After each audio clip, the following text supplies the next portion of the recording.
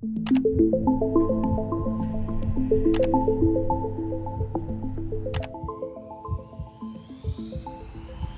sont des réponses concrètes à des ruptures du système.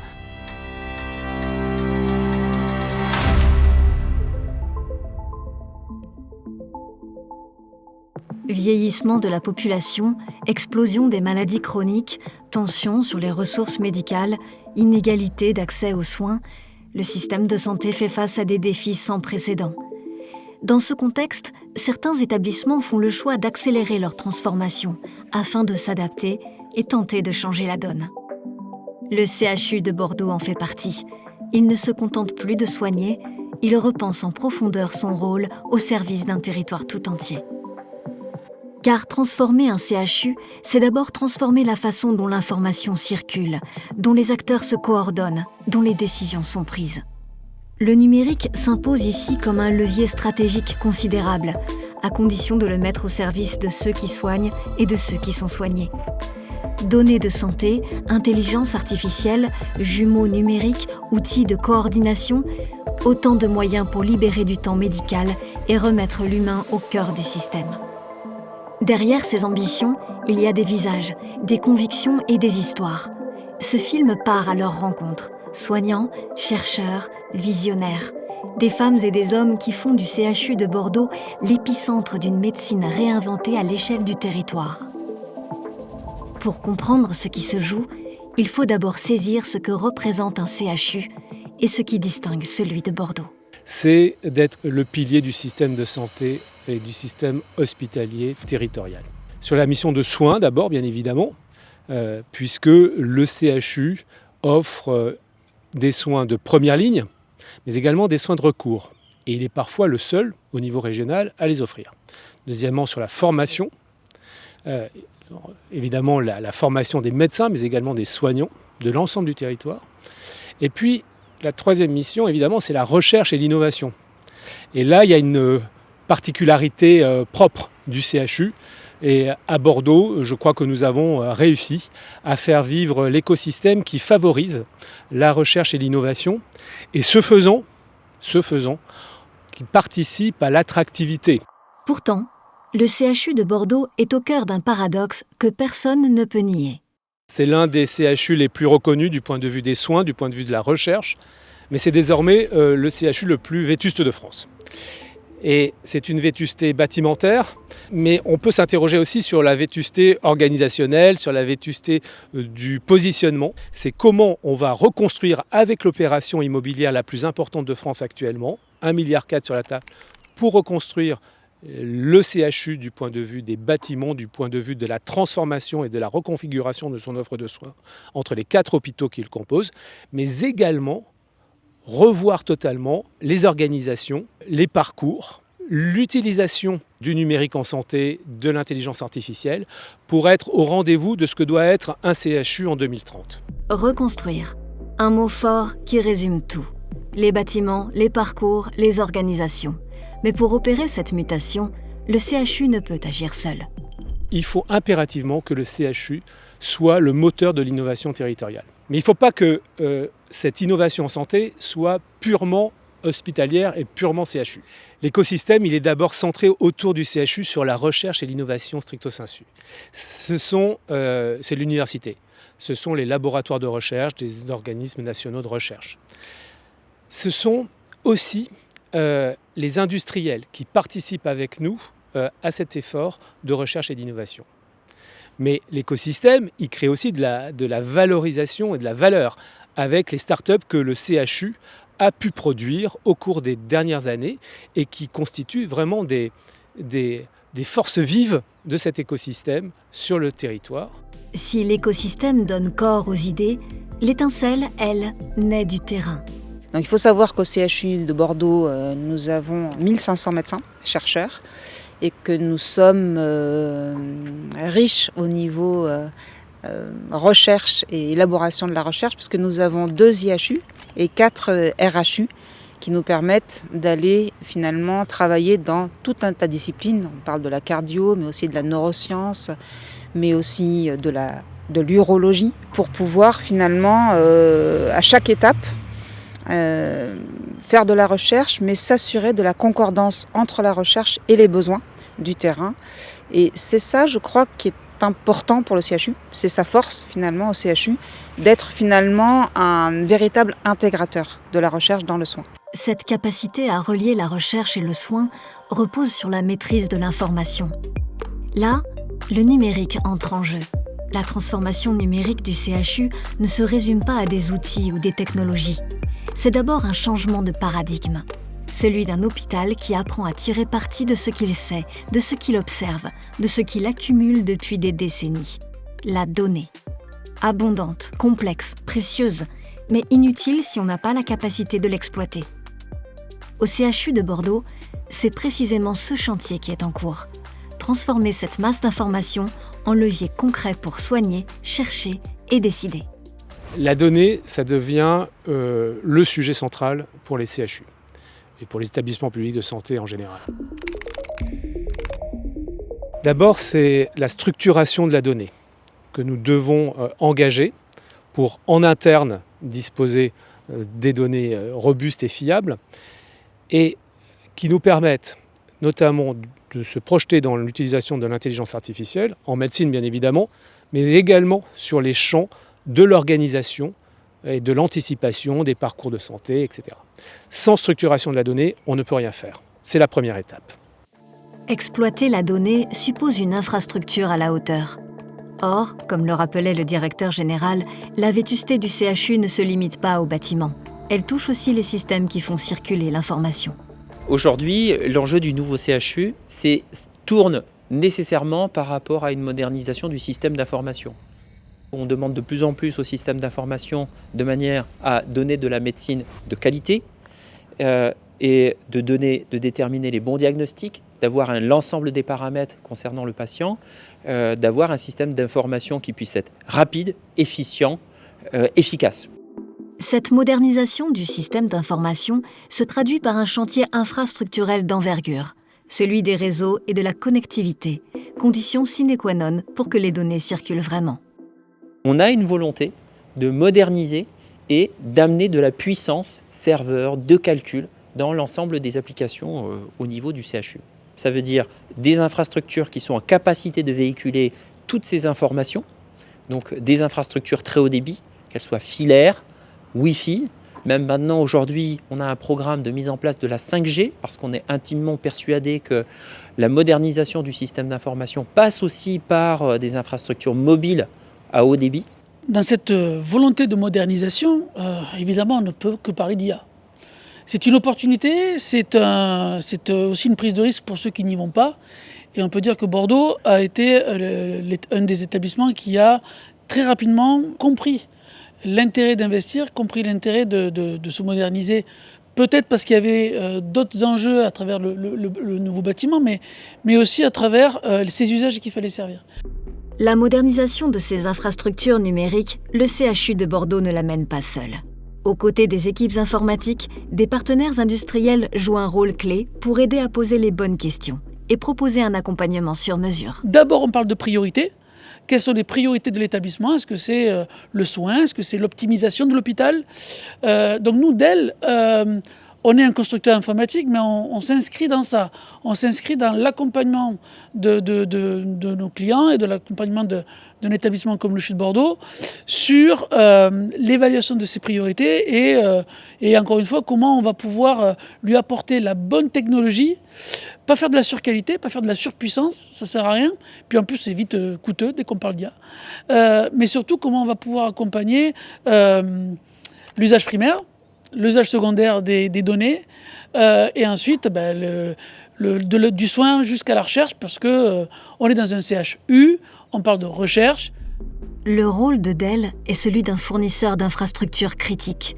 Serveurs de calcul et de stockage, architectures hybrides, capacités adaptées au traitement intensif de l'intelligence artificielle. Des briques essentielles, sans lesquelles aucune ambition numérique ne peut tenir. Ces infrastructures sont au service d'une ambition de recherche sans précédent, celle d'un CHU qui concentre une densité de projets rare à l'échelle nationale.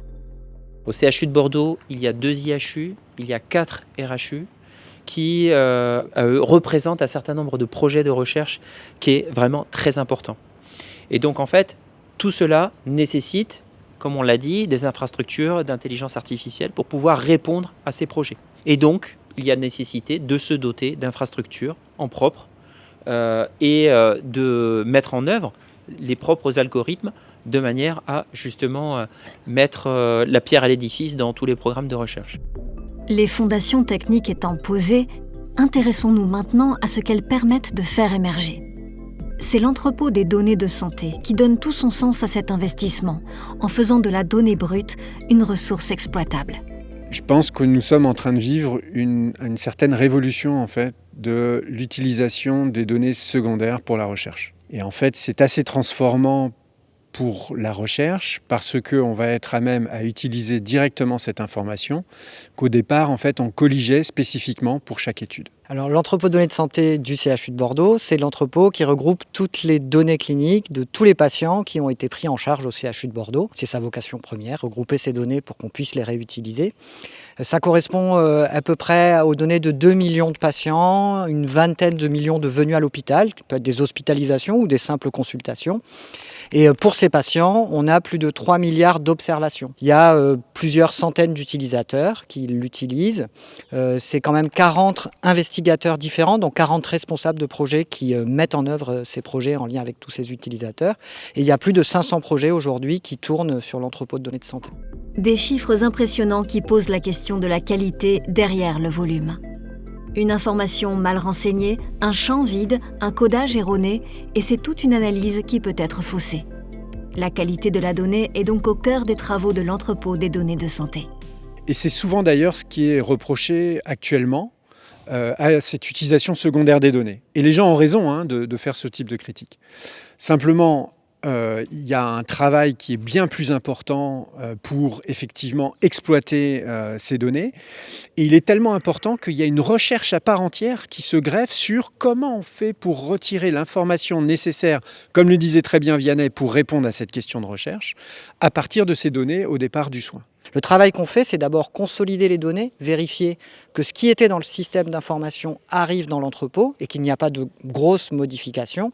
Et ensuite, au moment où il y a des nouvelles utilisations qui arrivent, soit les praticiens ou les chercheurs vont mettre en qualité les données eux-mêmes, ils vont peut-être identifier des problèmes, ce qui va nous permettre d'améliorer la qualité des données. Puis sinon, on va les accompagner aussi pour transformer des données compliquées. Et il y a un point très important, c'est que comme on est entre le sujet de recherche, l'objectif de recherche et la qualité des données. La phase d'évaluation de est-ce que le projet est faisable avec les données qui sont disponibles dans la vie réelle est extrêmement importante. Il faut donc accompagner les chercheurs sur ce sujet aussi. Une fois la qualité assurée, un défi de taille demeure. Faire en sorte que cette donnée parle à tous les systèmes qui en ont besoin. C'est le chantier de l'interopérabilité. Discret, technique, mais absolument fondateur. Alors, quand on pense à la problématique de l'interopérabilité, on peut la penser à 3 niveaux. D'abord, il faut être en mesure d'intégrer toutes les données dans un système d'information à l'intérieur d'un hôpital, et c'est le rôle d'un EDS. Par exemple, au CHU de Bordeaux, il y a 200 applications à peu près qui collectent des données de santé. L'entrepôt de données de santé, il va rassembler ces données ensemble pour qu'on puisse les traiter et faire de nouveaux usages. Au-delà de ça, c'est très important que si le CHU de Bordeaux organise bien ces données, d'autres établissements autour de lui le fassent et qu'on puisse faire communiquer tous ces entrepôts de données de santé ensemble. Et ça, c'est l'interopérabilité entre entrepôts. C'est le niveau qu'on peut penser national, où tout le monde va standardiser ces données de la même façon pour avoir des usages communs et pouvoir projeter des projets de recherche à l'échelle nationale. Il y a un exemple, c'est le projet Orchidée, qui permet de produire des indicateurs épidémiologiques avec 26 CHU en France. Et puis au-delà de ça, il y a un sujet d'interopérabilité internationale, où de la même façon, on peut penser standardiser des entrepôts de données avec un outil qu'on appelle OMOP et qui permet de le faire et de travailler à l'échelle européenne. C'est comme ça que le CHU de Bordeaux, avec son EDS, contribue dans un réseau fédéré qui s'appelle le réseau Darwin EU et qui travaille à l'échelle européenne. Penser international et agir à l'échelle du territoire. C'est la dynamique qui anime le CHU de Bordeaux dans sa stratégie autour de la donnée. Construire des ponts, établissement par établissement, région par région. Au CHU de Bordeaux, cela a pris la forme du projet EDS Atnova, dont l'idée est d'embarquer les CHU voisins, Limoges, Poitiers, pour créer un entrepôt régional qui profite à l'ensemble du territoire. EDS Atnova, c'est un projet qui a été financé au départ par donc la première vague, un appel à projet avec le Health Data Hub, la plateforme de données de santé et BPI, pour aider à la constitution ou à la progression des entrepôts de données. Il se trouve que ici, nous travaillons donc au CHU de Bordeaux, mais toujours très en lien avec nos collègues de la région, au CHU de Limoges, au CHU de Poitiers. Et effectivement, on savait qu'on avait un entrepôt qui était plus avancé que ceux qu'ils avaient à Poitiers et à Limoges. Mais pour nous, ça avait un sens incroyable justement de répondre ensemble à ce projet et de façon à pouvoir avoir des moyens et nous-mêmes s'inscrire dans une démarche où on allait les aider à progresser le plus vite possible. Parce que, en fait, c'est très bien d'avoir un entrepôt de données hospitalier dans un CHU. Et la force réside aussi dans le partage avec les autres CHU de ces données et aussi des idées scientifiques. Et ce qui permettait, au-delà d'avoir un espace régional de données de santé, il y avait l'idée de renforcer nos collaborations, nos projets en commun avec les différents chercheurs, praticiens de ces 3 CHU. La pandémie de Covid-19 a été l'occasion de mettre à l'honneur le travail des équipes de l'entrepôt des données de santé du CHU de Bordeaux pour ajuster les ressources hospitalières en fonction des prédictions d'hospitalisation. Une des toutes premières choses qu'on a faites très rapidement au cours de la pandémie, c'est de générer des indicateurs à partir de l'entrepôt de données hospitalier des différentes personnes hospitalisées pour Covid-19 au CHU. Ensuite, on nous a questionné en disant « mais vous qui faites constamment de la modélisation, est-ce que vous ne pourriez pas utiliser ces données-là, voire d'autres données, pour nous prédire en fait le nombre de patients qui seront potentiellement hospitalisés dans 7 jours ou dans 14 jours ?» Et donc là, en fait, on est parti sur un véritable projet de prédiction en utilisant pas seulement les données de l'EDS, mais aussi les données disponibles par Santé publique France et même les données de météo. À partir de là, on a développé un modèle avec des prédictions donc systématiquement qui étaient fournies pour savoir quel serait potentiellement le nombre d'hospitalisés à 7 et à 14 jours. Ça nous a aidés, quelquefois ça nous a fait des frayeurs et en tout cas ça a été un outil parmi tous les autres outils pour gérer cette crise Covid. La donnée, les infrastructures, l'interopérabilité, des chantiers de l'ombre qui rendent possible quelque chose de très concret. Soigner différemment. Plus tôt, plus précisément, plus humainement. C'est cette promesse que le CHU de Bordeaux s'emploie désormais à tenir, en intégrant les innovations numériques au cœur même de ses pratiques médicales.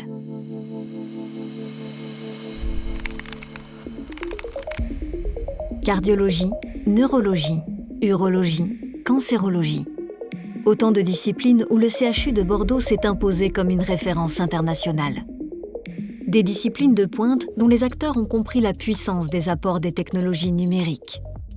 En imagerie, l'intelligence artificielle renforce et affine le regard du médecin, lui permettant d'aller plus loin. En chirurgie, la robotique repousse les frontières de la précision. Les jumeaux numériques permettent de simuler, d'anticiper et de préparer les interventions les plus délicates. Le tout au service d'une même ambition, soigner mieux. Mais ces innovations ne sont pas venues de l'extérieur. Elles émergent du quotidien de ceux qui, chaque jour, se heurtent aux limites de ce qui existe. L'innovation à l'hôpital, elle vient principalement du terrain. Elle prend racine dans les problèmes que rencontrent les professionnels de soins, de santé. Du terrain, je parle des médecins, des chercheurs, de tout le monde paramédical. Et c'est dans ce sens-là qu'on le voit, ce qui nous paraît beaucoup plus logique, de créer de l'innovation à partir des besoins du terrain plutôt que l'inverse. Commençons notre immersion avec ReBrain. Pour les patients atteints de la maladie de Parkinson ou de tremblements essentiels, la stimulation cérébrale profonde peut changer radicalement le quotidien. Cette intervention neurochirurgicale consiste à implanter des électrodes dans une zone très précise du cerveau.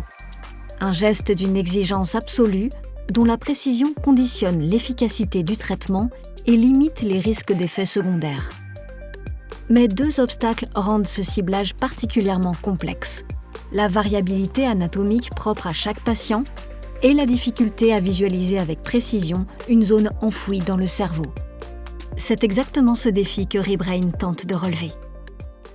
ReBrain développe donc une solution basée sur l'IA qui permet aux neurochirurgiens d'identifier avec précision les zones à traiter dans le cerveau. Les algorithmes sont développés à partir d'une expérience de cliniciens et on a choisi les meilleurs résultats qui permettent d'affirmer le bon positionnement du traitement. Et donc ce ground truth, on appelle ça un ground truth, nous permet de construire des bases de données à partir duquel nos algorithmes supervisés apprennent et ensuite on déploie la solution dans un dispositif médical. Exactement comme la reconnaissance faciale, ReBrain a développé des landmarks dans le cerveau qui permettent d'identifier la variabilité interpatient. Et ces landmarks-là correspondent à des points remarquables qu'on peut voir sur une IRM simple et ils permettent d'identifier ou d'inférer le bon positionnement de la cible du traitement à partir de la base de données sur laquelle on a pris. Donc, la valeur de ReBrain, elle est triple. Elle est pour les patients, pour les neurochirurgiens et pour l'hôpital. Pour les patients, elle augmente la précision de ciblage. Et c'est important parce que si on n'est pas parfaitement bien positionné, le résultat clinique n'est pas à la hauteur, il peut y avoir des effets secondaires et parfois des effets secondaires irréversibles. L'intérêt pour le neurochirurgien, c'est d'avoir un ciblage. Cibler, c'est compliqué. Il faut des IRM complexes, il faut faire des fusions, il faut segmenter, il faut faire beaucoup de choses. Et ça n'est pas très confortable pour le neurochirurgien. Là, en revanche, il débute son intervention avec un ciblage qui est sécurisé, qui est fonctionnel et qui ne pose pas de problème. Et puis le troisième bénéfice, c'est pour l'hôpital, pour le coup. Quand une intervention dure qu'1 heure et demie au lieu de 6 heures, les coûts diminuent beaucoup. Le succès de ReBrain repose sur la complémentarité de ses deux fondateurs. Un neurochirurgien confronté quotidiennement aux limites du ciblage et un mathématicien de l'INRIA convaincu que les algorithmes pouvaient apporter une réponse. Donc j'avais commencé à travailler sur le problème d'identification de ces zones du cerveau à traiter et j'avais été confronté au problème d'un certain nombre de points, en l'occurrence 3, de corréler ces points avec ces zones du cerveau et à un moment, ça ne marchait pas. Et ça ne marchait pas et c'est là que j'ai eu des difficultés et c'est là que j'ai appelé les mathématiciens parce que j'avais bien conscience qu'il fallait utiliser plus de points. Sauf que mathématiquement, moi, ça, je ne sais pas faire. Moi, j'ai fait mon doctorat sur la modélisation mathématique de l'activité cardiaque. Et donc, dans ce travail-là, je m'intéressais beaucoup à des problèmes inverses qui permettent d'identifier des zones de traitement dans le cœur. Et en 2015, quand Emmanuel a proposé à présenter la problématique d'identification de traitement dans le cerveau, j'ai rapidement vu des similarités sur les méthodes utilisées, en particulier les méthodes de problème inverse, et en particulier aussi le traitement par des modèles d'IA qui étaient à l'époque, qui étaient au début de leur utilisation. Pour entraîner ces algorithmes, ReBrain a dû les confronter à des données de patients réels.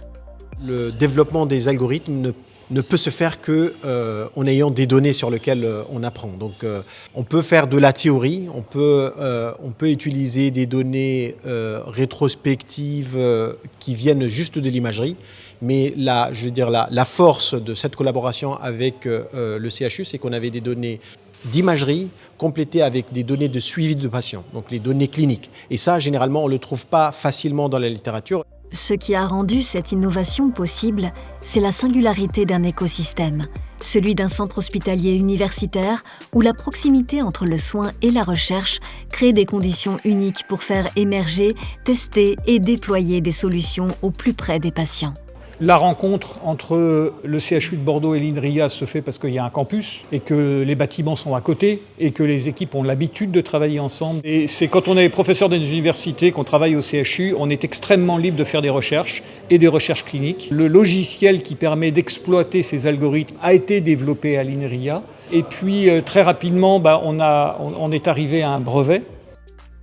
Si ReBrain a repoussé les frontières de la précision, d'autres équipes du CHU s'attaquent à des frontières d'un tout autre ordre, celle de la distance. Depuis l'hôpital cardiologique du Haut-l'Évêque, un cap historique a été franchi avec la réalisation de la première chirurgie cardiaque transcontinentale télépilotée, guidant à distance un robot opérant un patient à Xiamen, en Chine. Nous avons une activité au CHU de Bordeaux d'innovation et de recherche dans le traitement des maladies valvulaires qui est très avancée. Plusieurs dizaines de protocoles et des innovations qui sont développées avec des équipes internationales, dont une équipe chinoise, qui s'articule essentiellement autour de l'avenir de la thérapie que ça soit basé sur l'intelligence artificielle, mais aussi l'amélioration des dispositifs actuels et le robotique. Et c'est ce qui a conduit à la réalisation de cette première mondiale. Derrière cette prouesse technologique et médicale, il y a une dynamique plus profonde, celle d'une unité qui a fait de la collaboration interdisciplinaire sa force fondatrice. Si on se place il y a quelques années, eh bien, les échographistes faisaient des diagnostics et puis les cardiologues interventionnels faisaient le bilan coronarographique et le tout était présenté au chirurgien pour savoir s'il fallait opérer ou pas le malade. Et puis est arrivé le TAVI et donc on a inventé la cardiologie interventionnelle structurelle valvulaire et il a fallu mettre dans la même pièce, au même endroit, au même moment, un chirurgien cardiaque, un anesthésiste, un échographiste, un cardiologue interventionnel. Nous, on s'est dit, c'est pas possible, il faut qu'on aille plus loin, il faut qu'on crée une unité médico-chirurgicale qui englobe toutes ces spécificités. Et c'est à partir de là qu'est née l'unité médico-chirurgicale des valvulopathies du CHU de Bordeaux. C'est grâce à cette originalité structurelle que le service est aujourd'hui en capacité d'adresser les valvulopathies atrioventriculaires, mitrales et tricuspides. Et donc, on est maintenant devenu un des premiers CHU en termes de volume d'activité. 700 TAVI, plus de 100 MitraClip depuis plusieurs années maintenant, ce qui nous place numéro 1 en termes de volume d'activité MitraClip. C'est important, ça veut dire qu'on rend service à la population, qu'on participe à l'évolution des technologies, que l'on peut faire appel à l'innovation, que l'on peut développer des collaborations comme cette collaboration franco-chinoise. Alors on va plus loin parce qu'on intègre cette robotique dans le développement de l'intelligence artificielle. L'intervention a consisté à implanter un dispositif MitraClip pour traiter une fuite mitrale sévère chez un patient chinois. Elle a été rendue possible grâce à un partenariat technologique innovant entre la société chinoise à l'origine du robot et une société française spécialisée dans la transmission sécurisée de procédures médicales à distance. Il est important de noter que la procédure en elle-même, telle que vous la voyez, c'est qu'une partie de tout le dispositif qui a été mis en place. Il y avait une équipe présente sur place auprès du malade au cas où il y a un problème de connexion ou un problème d'ordre général.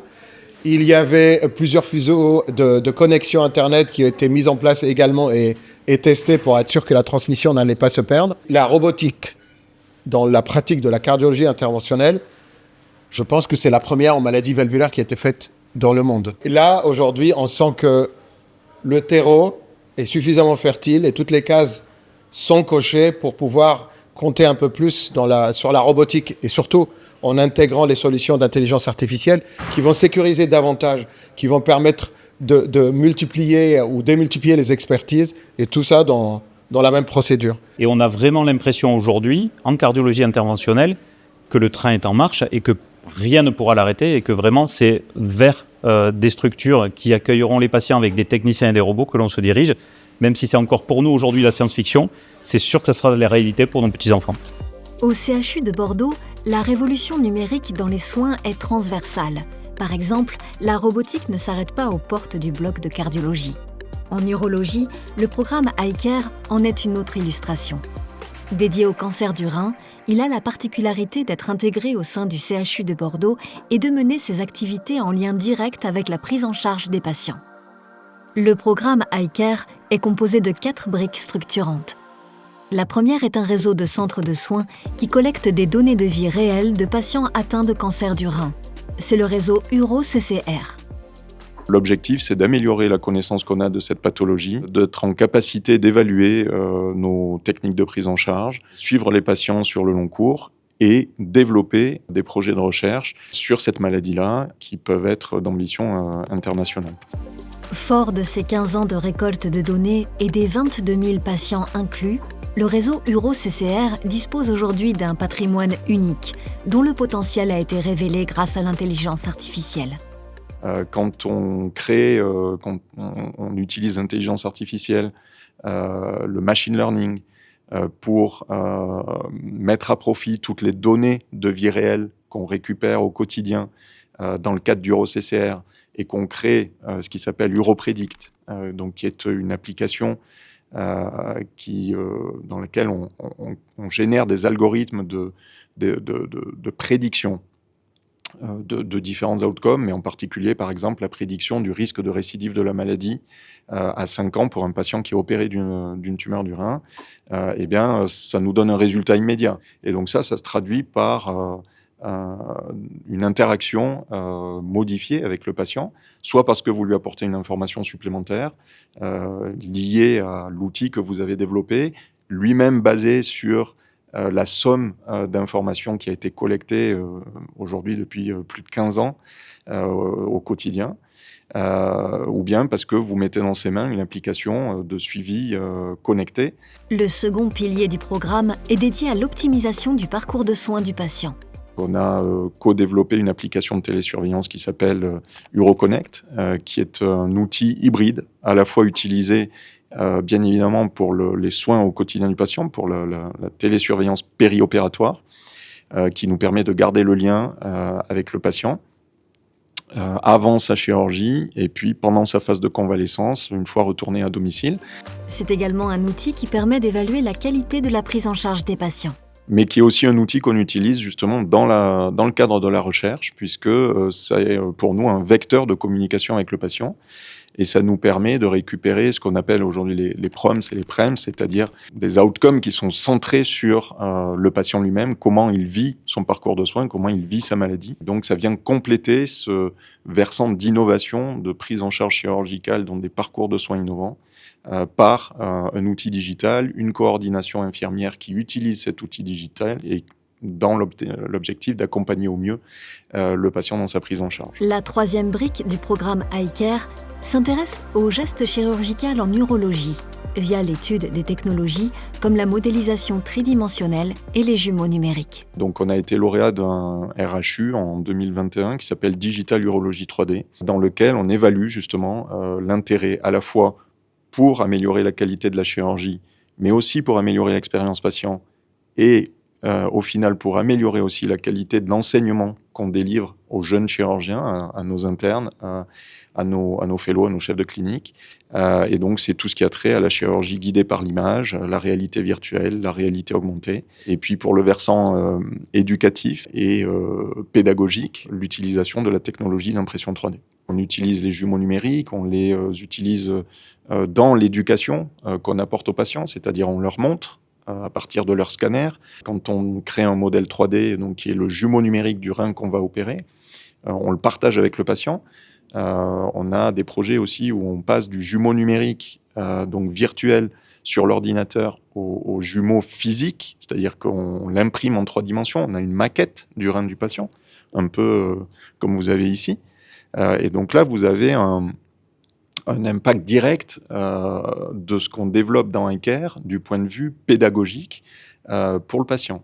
Ou un impact direct au moment où on est au bloc opératoire. Quand on fait une chirurgie guidée par l'image en réalité virtuelle ou qu'on développe de la chirurgie en réalité augmentée, eh ben, on fait évoluer la technique chirurgicale et notre enjeu, c'est de démontrer que cette évolution de la technique chirurgicale apporte in fine un bénéfice sur la qualité du geste chirurgical. Enfin, le dernier volet d'iCare Bordeaux concerne la coordination du Robotic Training Center, une entité de l'école de chirurgie de l'Université de Bordeaux rattachée à la faculté de médecine. Dont l'intérêt est d'essayer de développer justement de nouveaux dispositifs médicaux dans le champ de la robotique ou de nouvelles techniques de robotique chirurgicale, mais qui est aussi une plateforme pédagogique d'entraînement et de simulation à la chirurgie robotique. Le jumeau numérique est en train de redéfinir la façon dont les chirurgiens préparent et réalisent leurs interventions. En cardiologie, au CHU de Bordeaux, Inert en est l'un des représentants phares. Il s'agit d'une entreprise de traitement d'images sur le cloud qui propose à des utilisateurs cardiologues de transformer des images scanners et IRM du cœur de leurs patients en des jumeaux numériques leur permettant de mieux guider les thérapies. Et dans les thérapies, on entend les thérapies employant des cathéters intracardiaques pour traiter les arythmies cardiaques. Inert utilise son jumeau numérique pour améliorer la prise en charge des arythmies cardiaques, en commençant par le guidage de la thérapie d'ablation par cathéter. L'ablation par cathéter est un traitement validé depuis maintenant une vingtaine d'années, mais qui reste très très complexe parce que le succès dépend de la compréhension qu'on a de l'arythmie. C'est-à-dire qu'on va aller avec des cathéters enregistrer l'activité électrique cardiaque pour comprendre l'arythmie, puis après, souvent avec un autre cathéter, on va aller brûler le tissu cardiaque à l'endroit où l'arythmie émerge.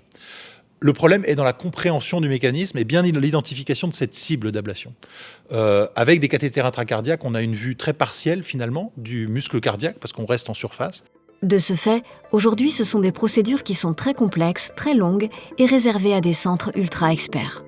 Avec l'imagerie, on a une définition des cibles de la thérapie avant d'entrer en salle d'intervention. Et l'intervention va être beaucoup plus simple parce qu'on n'aura pas toute la phase diagnostique, ou en tout cas elle sera grandement simplifiée. À l'échelle territoriale, cette technologie, elle va permettre probablement de sortir ces traitements de la seule sphère des CHU et de pouvoir les faire dans les centres hospitaliers périphériques ou dans les cliniques. Pour les systèmes de santé, c'est quelque chose qui va aboutir à une économie de coûts de santé, puisque les procédures étant plus courtes, on utilise moins ces salles d'intervention. On utilise aussi moins de cathéters de cartographie, puisque le diagnostic ne nécessite très souvent plus de cartographie. On va directement aux cibles de traitement. Guérir, c'est le cœur de métier d'un CHU. Prévenir, c'est son avenir. Loin de s'opposer, ces deux ambitions se complètent et dessinent les contours de la médecine de précision.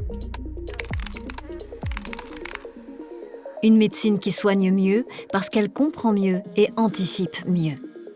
Prévenir, c'est parfois une question de vie ou de mort. En cardiologie plus qu'ailleurs, cette réalité est brutale. Certaines arythmies ne préviennent pas. Leur premier symptôme peut être fatal. Dans la continuité de ses travaux sur une meilleure prise en charge des arythmies, InHeart s'est donné pour objectif de pouvoir les anticiper. Les arythmies cardiaques sont la cause de la mort subite d'origine cardiaque qui est responsable de 1/5 de la mortalité humaine. Donc on parle d'un gros pan finalement de la santé publique.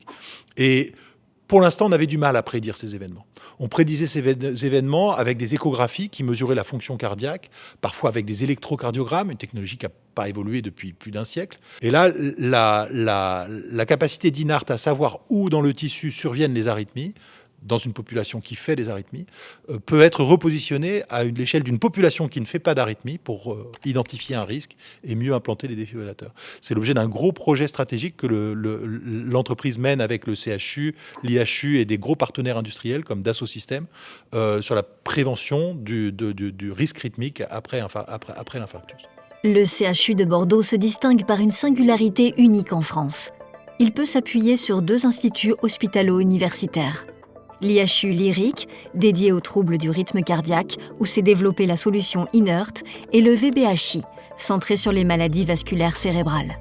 Oui, c'est une singularité bordelaise. Je pense que ça souligne le dynamisme de la recherche à Bordeaux, qui est finalement assez bien structuré, avec déjà des liens étroits établis entre le CHU et entre l'université, plus les différents organismes de recherche, qui répondent à 2 contraintes importantes. La première, c'est qu'on fait de la science multidisciplinaire pour comprendre les pathologies, mais à la condition qu'il y ait un retour quasi immédiat, ou en tout cas très court, vers le patient. C'est-à-dire le cycle bedside to bench et bench to bedside est très très très raccourci. Et la deuxième contrainte, c'est qu'il faut qu'il y ait l'innovation et du transfert. Le VBHI s'est fixé une mission claire. Identifier le plus précocement possible les patients les plus à risque de développer des AVC ou des démences, qui sont des enjeux majeurs de santé publique. La démence, on la voit surtout au travers de la maladie d'Alzheimer, une maladie neurodégénérative.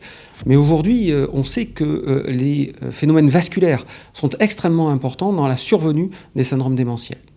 Donc là, notre enjeu est réellement de réduire l'incidence, le nombre de cas survenant chaque année en France et dans le monde, à la fois d'accidents vasculaires cérébraux et de démence.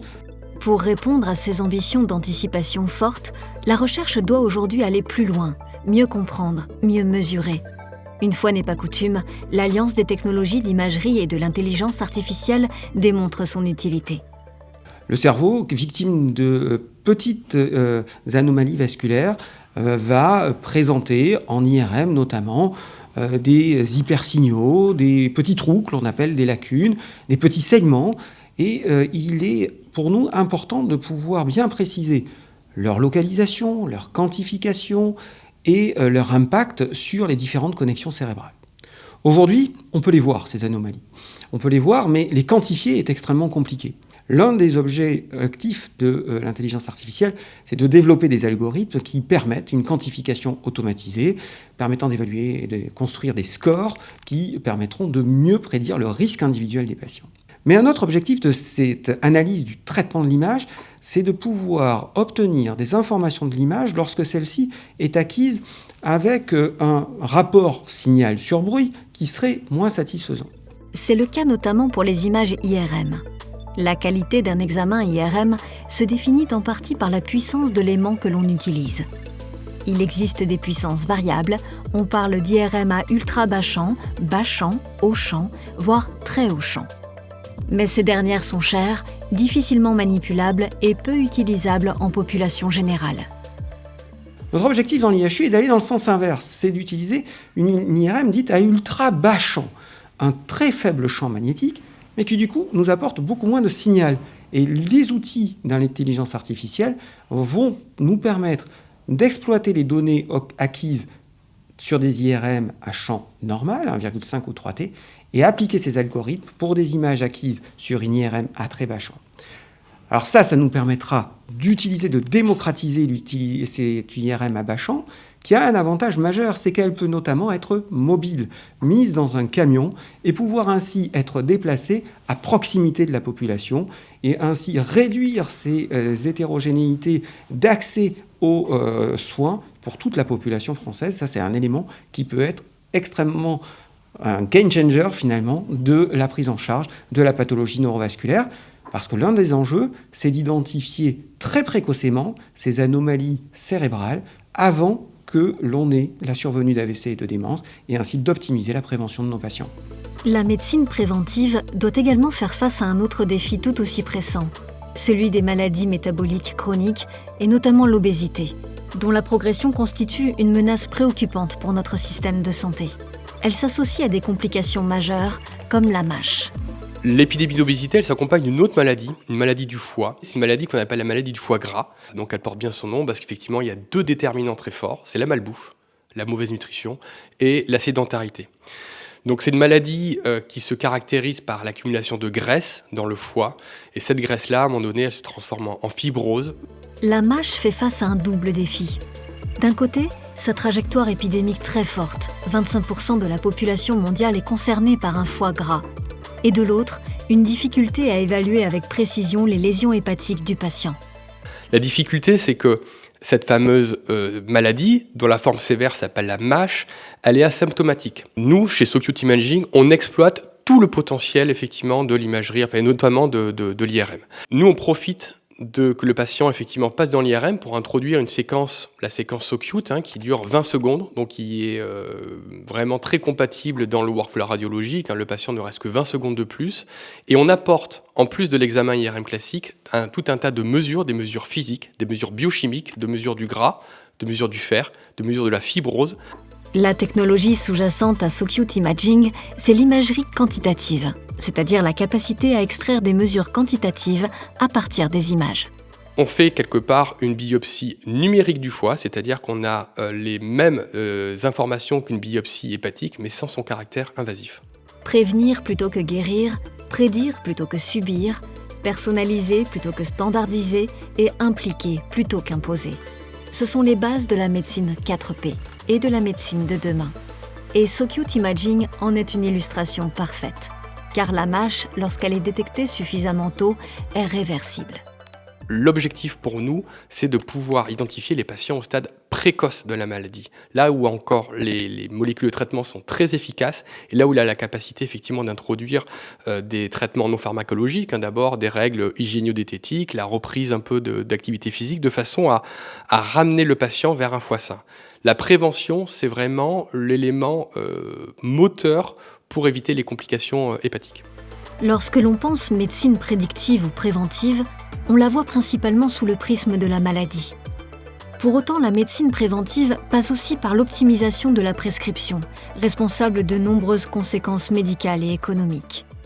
L'enjeu de la prescription médicale, il est fondamental à deux niveaux. Donc d'abord, d'un point de vue de santé publique, lorsqu'on parle notamment de bon usage du médicament, et malheureusement de mauvais usage du médicament, chaque année, c'est plus de 150 000 à 200 000 hospitalisations liées aux effets de l'usage des médicaments. et des dizaines de milliers, sans doute plus de 30 000 décès par an liés aux effets indésirables médicamenteux ou au mauvais usage du médicament. Et à cela, il faut rajouter l'aspect médico-économique, donc prescription de médicaments, mais également prescription d'examens de biologie, d'imagerie, etc. Selon les différents rapports, Cour des comptes, assurance maladie, c'est des dizaines de milliards, peut-être 20 à 25 milliards d'euros par an qui sont gaspillés, entre guillemets, dans des prescriptions inutiles ou redondantes, voire dangereuses. Conscients des difficultés actuelles du système de santé, les fondateurs de Synapse ont décidé de développer des outils qui aident les soignants à mieux prescrire. On développe des systèmes d'aide à la décision clinique personnalisée. On est un fabricant de 6 dispositifs médicaux de classe 2B et qui vont permettre de sécuriser les prescriptions, d'aider le pharmacien pour faire de la conciliation, de l'analyse pharmaceutique, aider l'infirmier qui se pose des questions, etc. Et par-dessus, on a lancé notre nouveau bébé en septembre dernier, qui s'appelle MedGPT, et qui, lui, est une IA générative médicale et souveraine, donc une sorte de ChatGPT pour les professionnels de santé, qui permet là pour le coup de répondre à toutes les questions, donc d'aller beaucoup plus loin. On va sélectionner les informations adaptées à la pratique clinique française, donc des recommandations françaises ou internationales, mais adaptées à notre pratique clinique. Et lorsqu'un soignant va poser n'importe quelle question médicale, il va avoir une réponse qui va être adaptée à son besoin, à son profil et à sa pratique. Au-delà de la prévention des erreurs de prescription, c'est aussi pour faciliter le quotidien des soignants que Synapse développe ces outils. Alors aujourd'hui, on le sait tous, les soignants, ils ont plusieurs problèmes, plusieurs difficultés. La première, c'est le manque de temps, c'est évident. Donc déjà, nos outils, on va les penser les plus ergonomiques possibles et les plus fonctionnels pour leur faire gagner du temps. Mais il y a également un deuxième sujet qui est la complexité de la prise en charge. D'une part, on a des patients de plus en plus âgés, avec de plus en plus de comorbidités, des pathologies qui deviennent chroniques. Et à côté de ça, on a une connaissance médicale qui explose de manière exponentielle. De plus en plus de nouveaux médicaments, de nouveaux traitements, de nouvelles guidelines, de nouveaux essais cliniques. Et en fait, il n'y a aucun soignant qui a le temps aujourd'hui, quand on fait le lien entre ces deux sujets, de se maintenir à jour de toutes les dernières recommandations, de toutes les dernières innovations thérapeutiques. Et donc la proposition de valeur de Synapse, à travers nos différents outils, c'est un peu toujours la même. C'est de permettre à chacun d'accéder à la meilleure connaissance médicale possible en une seconde et que cette information, elle soit personnalisée en fonction du profil clinique du patient. Le CHU de Bordeaux a très vite compris la proposition de valeur de Synapse Medicine et s'est positionné aux côtés de la start-up dès ses débuts. Synapse est d'ailleurs un spin-off du CHU, de l'Université de Bordeaux et de l'INSERM et est en collaboration continue avec l'établissement. Tout simplement parce que sur les 3 fondateurs, on était 2 médecins au CHU lorsqu'on a créé Synapse. Donc, ce qu'on a mis en place, c'est un accord cadre. Donc un accord cadre qui permet en fait que la direction du CHU et Synapse se mettent d'accord sur des grands projets de recherche d'innovation et ça facilite la mise en place. Alors ça peut être d'essais cliniques, d'études d'évaluation, de co-développement, etc. Le fait que le temps médical soit restreint peut avoir une autre conséquence. Moins de temps à accorder aux échanges avec les patients.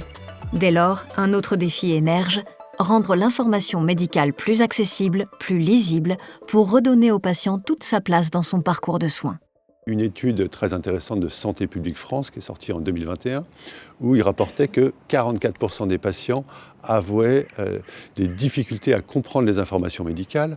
Il y avait 29% des patients qui disaient qu'il était difficile pour eux de communiquer avec les professionnels de santé et quasiment 20% des patients qui disaient qu'ils avaient des difficultés pour mémoriser les informations que les médecins leur donnent. Suite, l'autre point, on est convaincu que ça aura un impact très important sur l'observance des traitements. Il y a une étude de l'OMS qui est très, très célèbre qui a montré que plus de 50% des patients ne suivent pas correctement leurs prescriptions, en particulier les patients avec des maladies chroniques. Et pourquoi tout ça ? Une des raisons principales, c'est que les patients n'ont pas compris ce qu'ils risquent en ne prenant pas leur traitement. Ils n'ont pas compris non plus ce qu'ils risquent en prenant leur traitement.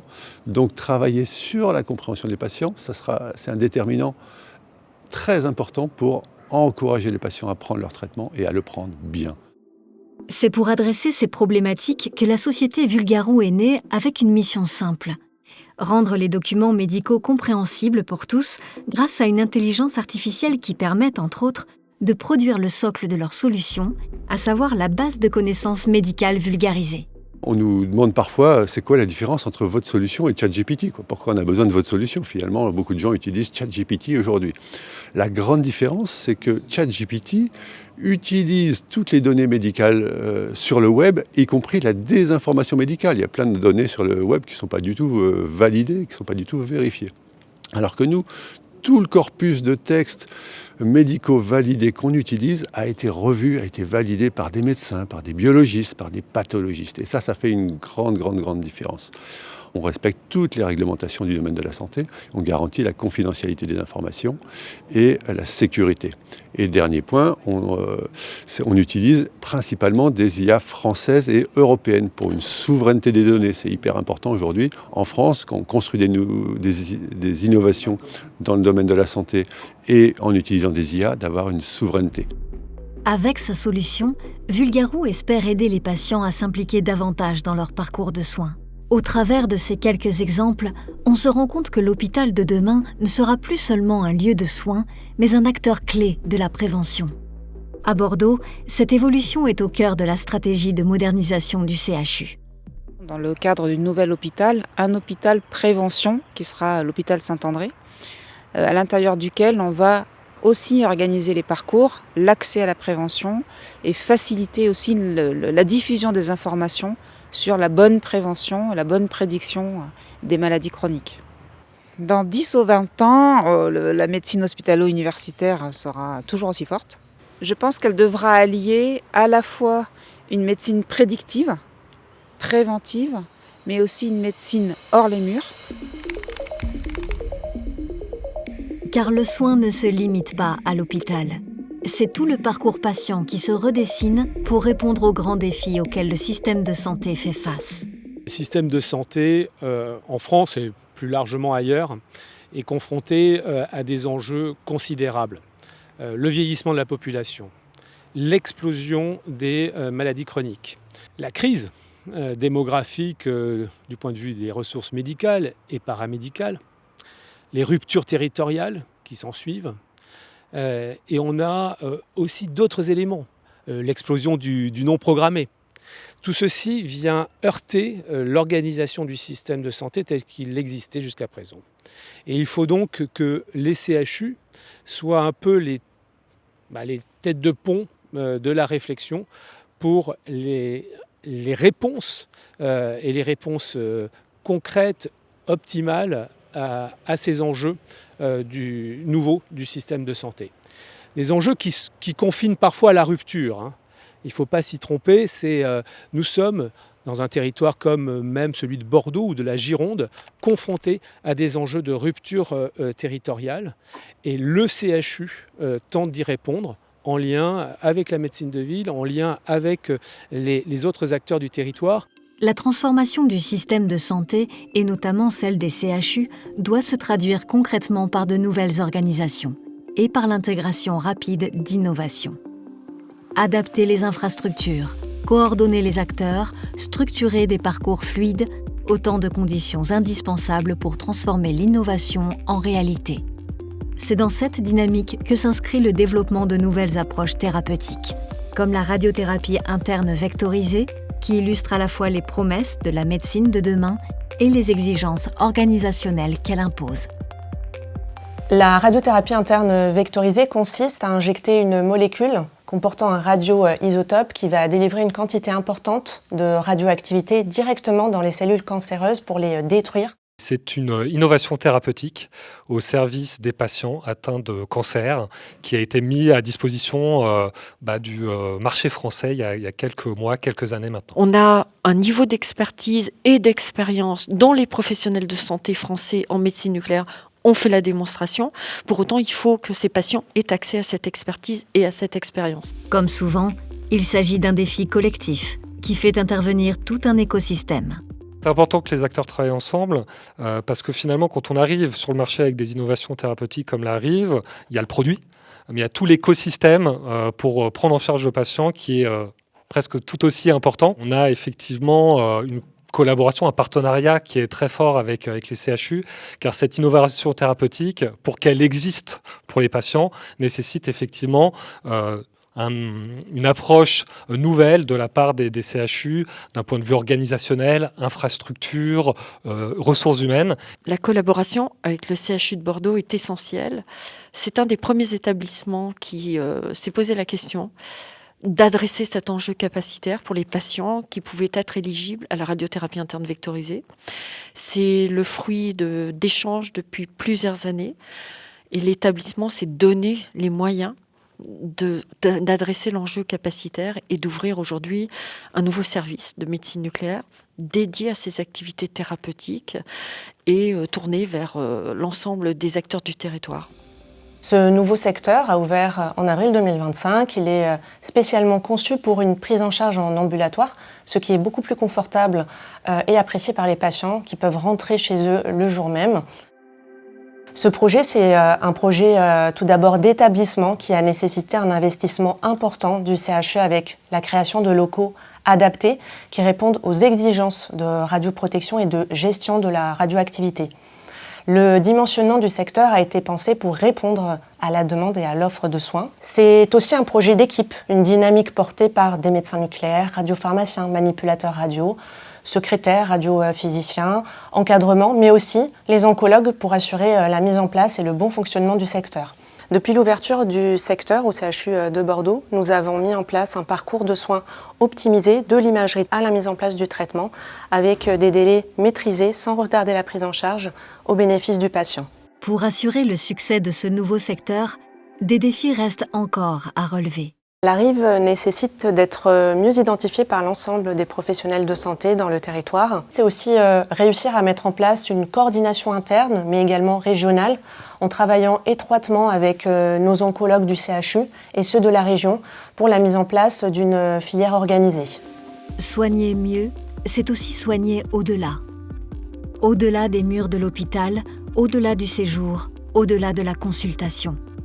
C'est le pari du parcours de santé numérique, un chantier que le CHU de Bordeaux mène en partenariat avec la Poste Santé et Autonomie pour continuer à suivre le patient tout au long de son parcours de soins en facilitant la fluidité, la coordination et le suivi grâce à la télémédecine.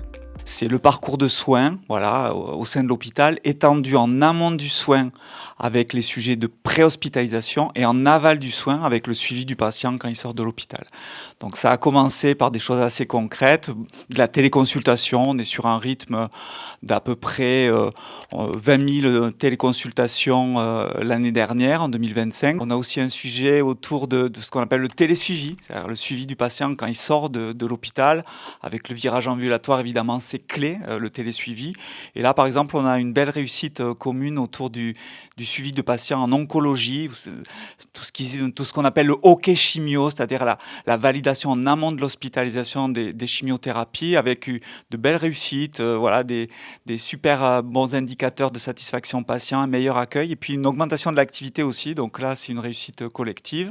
Ensuite, on a des sujets autour de la télexpertise, qui est une des autres briques du parcours de santé. On est sur un rythme d'à peu près un peu moins de 20 000 avis par an en télexpertise et une quarantaine d'organisations qui ont été informatisées avec le CHU de Bordeaux. Petite nouveauté encore, toujours sur le parcours, cette fois-ci en amont de l'hospitalisation, en partenariat avec une start-up qui s'appelle Yoli. On va déployer un outil de préparation de l'hospitalisation qui va être déployé sur le deuxième semestre au CHU de Bordeaux. Téléconsultation, télésuivi, téléexpertise, autant de briques qui s'assemblent pour faciliter les parcours de soins hors des murs de l'hôpital. Car c'est bien dans une approche territoriale que le CHU de demain souhaite s'inscrire.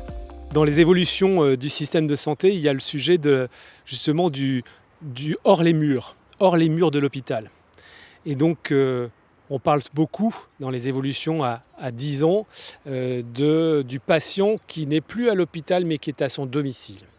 Comment l'hôpital s'adapte et permet justement cette prise en charge à domicile du patient. On a devant nous des enjeux en termes, une fois de plus,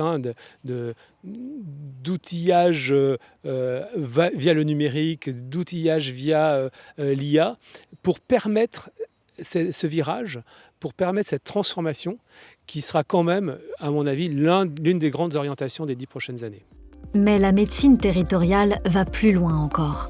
Si le numérique permet aujourd'hui de coordonner les parcours et d'accompagner les patients hors les murs, il ouvre une perspective plus radicale, celle d'intervenir à distance.